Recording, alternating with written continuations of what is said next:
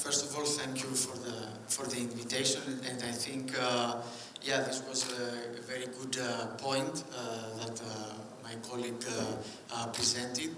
Actually, a lot of people underestimate the importance of the structure because actually, literally, is the foundation of your investment.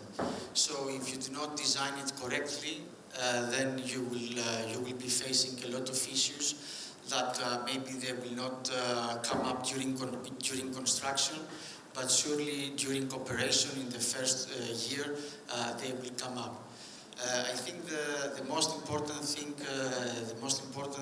when you approach a PV project is to make the geotechnical study, to have a very thorough geotechnical study in order to be able to assess the type of soil you are going to install the structure, and as well, and also very important because the design lifetime is at least 30 years, you must be able to know the corrosivity as well of the soil against the structure.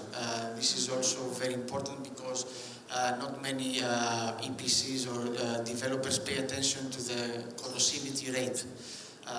So first of all, you need to have the geotechnical study in place, see what kind of soil you are dealing with, and then you may proceed with the design of the plant. And as well, at least since we are based in Greece, and as you know, Greece is quite more mountainous than Romania. The terrain, the bedrock, I mean, if it is loose or hard rock, also plays an important role during construction. I mean, you need to know exactly what is going on the bedrock of your project, because we have also seen that okay, the developers' main concern is when they choose the land to be near to the grid connection point. We totally understand this because the grid connection is a big cost, but at the same time you have to take into consideration, you have to balance the type of the soil versus the how close it is to the grid connection. So the soil again is quite important. You have experience in countries like Greece, Bulgaria, Italy, Spain, and you are trying now to enter the Romanian market. What is the specific of the local market that you would like to share, and how can one maximize the efficiency of a park from the perspective of someone who deals with the structure part of the photovoltaic? Yeah, actually yes. In Greece, Italy, and Spain,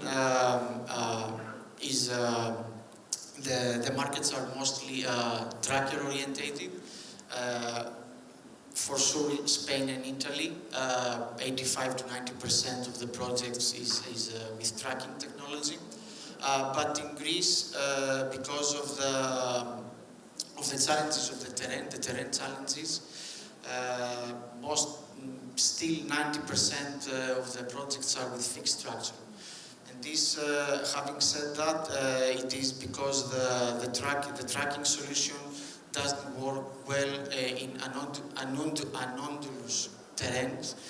So if you have a very big west to east inclination in the ground, it will be very, very challenging for a tracking solution to be robust. Apart from that, coming to the first part of your question about Romania, we have seen that west to east orientation and not purely south is a good solution for the Romanian market, and specifically when you go north and north. So when the latitude is increased, then the west to east orientation makes sense, because the west to east orientation, you produce, let's say, roughly 12% less electricity with the west to east, but the value of that electricity, because your peak production is during morning and evening. So during that period of time, the prices in the TAM market are quite high. So if you are a merchant project, if you have to be a merchant project, so during these times you can achieve higher, let's say, higher offtake prices. Because I think it will come in Romania as well, the curtailment. I don't know if it is actually here already. The curtailment will happen during noon. So during noon, the west to east, you do not lose a lot of energy because it has given its peak production during morning and evening. So you are in favor of trackers or not? Excuse me? You are in favor of using trackers in Romania or not? Depending on the project. If it is quite flat, if the terrain is quite flat, and if it is on the south part of Romania, yeah, I will go for tracking solution.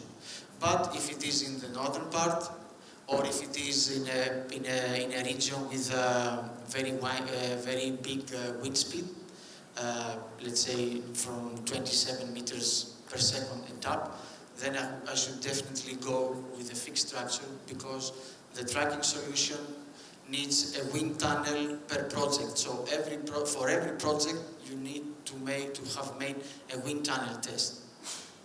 And a wind tunnel test from serious laboratories costs roughly 100,000 euros per project. So I wouldn't invest that for a project that it will be on the margin between the wind speed.